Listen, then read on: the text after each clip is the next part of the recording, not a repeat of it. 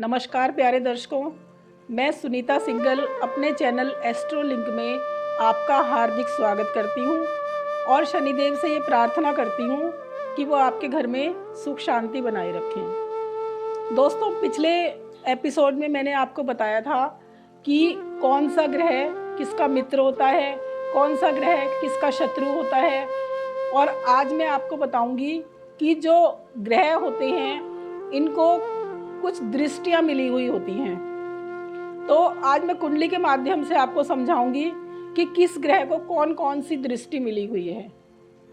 सबसे पहले हम बात करेंगे सूर्य ग्रह की।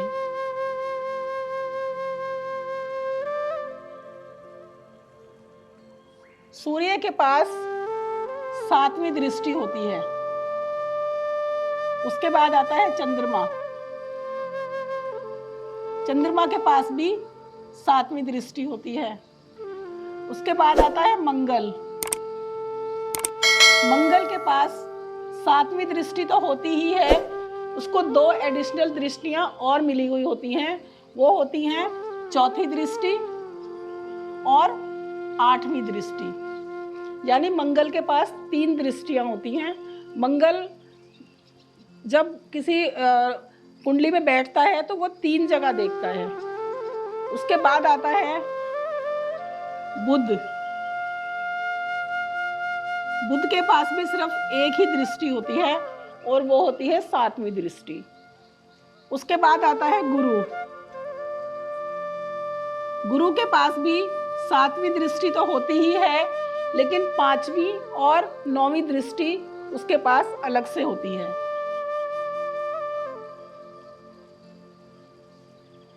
उसके बाद आता है शुक्र। शुक्र को भी सिर्फ 7वीं दृष्टि मिली हुई होती है। उसके बाद आता है शनि। अब शनि के पास भी 3 दृष्टियां हैं। 7वीं दृष्टि तो है ही, तीसरी और 10वीं। यानी जितने भी ग्रह हैं, अब इसके बाद हम राहु और केतु की बात और कर लेते हैं।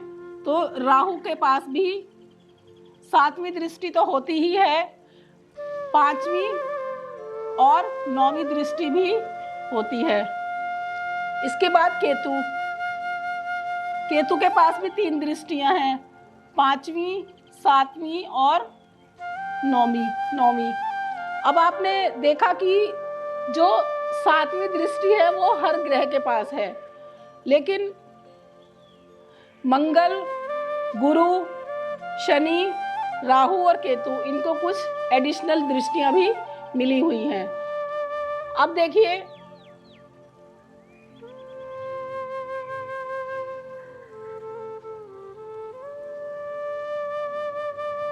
ये कुंडली के माध्यम से मैं आपको समझा देती हूँ।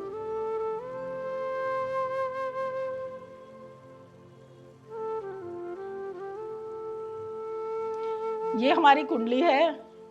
मान लीजिए कि सूर्य यहाँ पर बैठा हुआ है पहले भाव में, तो अगर वो अपनी 7वीं दृष्टि से देखेगा तो कौन से घर को देखेगा। अब हम जहाँ पर कोई ग्रह बैठता है हमें गिनती वहीं से शुरू करनी होती है।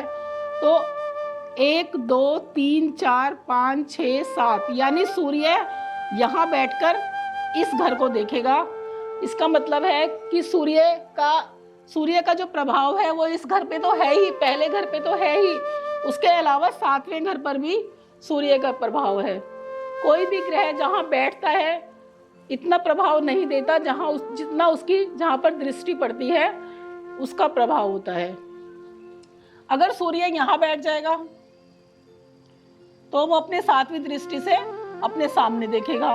1 2 3 4 5 6 7, यानी कि वो यहां पर देखेगा। अगर सूर्य यहाँ बैठ जाएगा तो वो 7वीं दृष्टि से यहाँ पर देखेगा। 1 2 3 4 5 6 7, यानी जहां पर भी कोई ग्रह बैठेगा, अगर यहाँ बैठेगा तो वो 1 2 3 4 5 6 7, तो उसकी दृष्टि इस घर पे आएगी।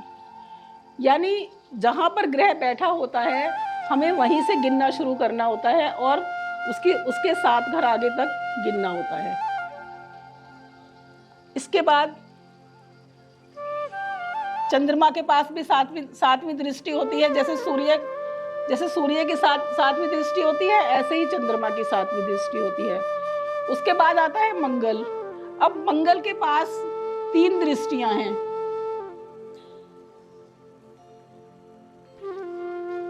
अब मंगल यहाँ 7वें घर को तो देखेगा ही, 1 2 3 4 5 6 7, 7वें घर को तो मंगल देखेगा ही। उसके अलावा मंगल के पास चौथी दृष्टि भी है, तो 1 2 3 4 मंगल यहाँ भी देखेगा। उसके बाद उसके पास 8वीं दृष्टि भी है, तो 1 2 3 4 5 6 7 और 8, यानी मंगल यहाँ पर बैठ के 3 घरों को देखेगा। इसका मतलब है कि कुंडली में मंगल का प्रभाव जो है वो 4 घरों के ऊपर है। जहाँ पर जरूरी नहीं है कि मंगल यहीं बैठे, मंगल किसी भी घर में बैठ सकता है। जहाँ भी बैठेगा हमें वहीं से गिनना शुरू करना है। मान लीजिए कि मंगल यहाँ पर बैठा हुआ है, तो हमें यहीं से गिनना शुरू करना है। तो हमें 1 2 3 4, तो पहले यहाँ देखेगा, उसके बाद 5 6 7, फिर उसके बाद मंगल यहाँ देखेगा और उसके बाद यहाँ देखेगा, क्योंकि उसके पास 3 दृष्टियां हैं। तो इस तरीके से जहां पर भी कोई ग्रह जिस भी भाव में बैठेगा वहीं से आपको गिनना शुरू करना है, और जितनी दृष्टियां जिस ग्रह के पास हैं आपको उतना ही घर आगे तक गिनना है। इसके बाद आता है बुध के पास भी सिर्फ 7वीं ही दृष्टि होती है। मान लीजिए बुध यहाँ पर बैठ जाता है,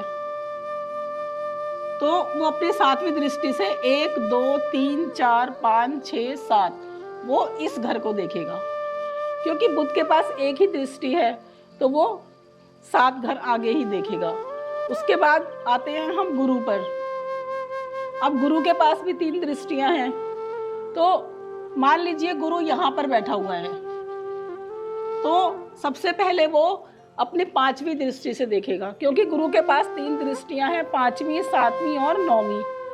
तो पहले वो 5वीं दृष्टि से देखेगा, 1 2 3 4 5, यानी वो इस घर को देखेगा। उसके बाद आता है 7 नंबर, 1 2 3 4 5 6 7, उसके बाद वो इस घर को देखेगा।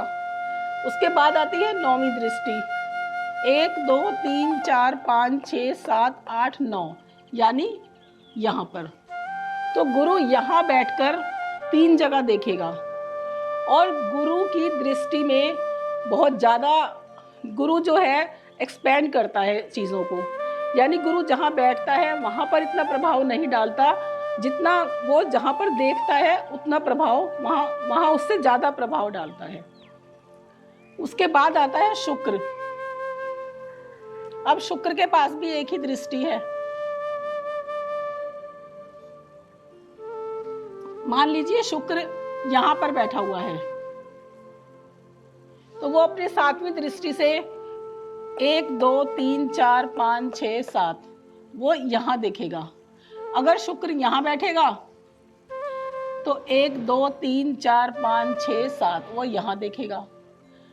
अगर यहाँ बैठेगा तो 1 2 3 4 5 6 7 यहाँ देखेगा। तो जहाँ भी शुक्र बैठा होगा आपको उससे 7 घर आगे जाना है और वहां पर उसकी दृष्टि पड़ेगी। उसके बाद आता है शनिदेव। अब शनिदेव के पास 3 दृष्टियां हैं, 3री 7वीं और 10वीं। यानी अगर शनिदेव पहले घर में बैठे हैं तो वो अपनी 3री दृष्टि से 1 2 और 3 यहाँ देखेंगे सबसे पहले। उसके बाद 1 2 3 4 5 6 7 यहाँ देखेंगे। उसके बाद 1 2 3 4 5 6 7 8 9 10 इस घर को देखेंगे। यानी शनि जहां पर भी जिस भी भाव में बैठा है आपको वहीं से 3 7 और 10 गिनना है। 3 घरों में शनि बैठता है, 3 घरों को शनि देखता है। उसके बाद आता है राहु। अब राहु के पास भी 3 दृष्टियां हैं।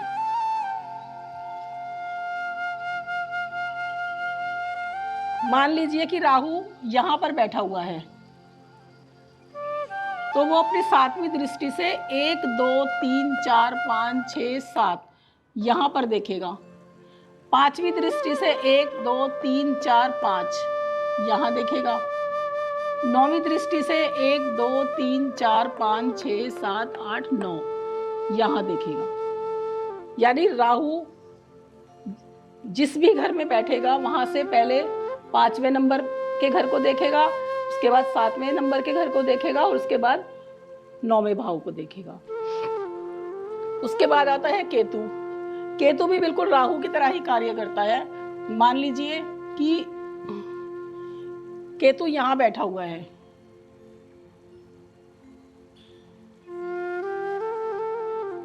तो वो 1 2 3 4 5 सबसे पहले इस घर को देखेगा।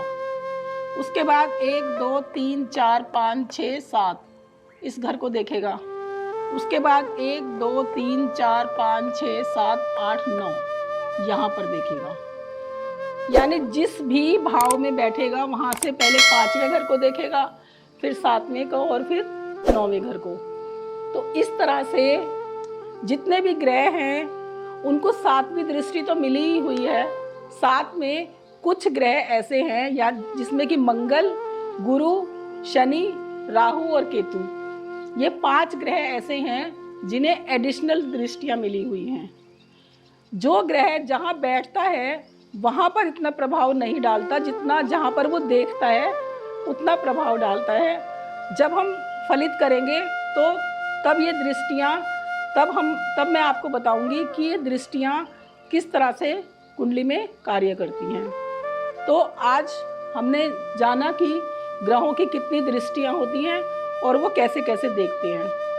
तो आज की ये वीडियो यही मैं समाप्त करती हूँ। अगले वीडियो में मैं आपको बताऊंगी कि राशियों के कितने प्रकार होते हैं। हर प्रकार की राशियों के बारे में मैं आपको बताऊंगी। दोस्तों, अगर ये वीडियो आपको पसंद आई हो तो इसे लाइक कीजिए और मेरे चैनल को सब्सक्राइब कीजिए। धन्यवाद।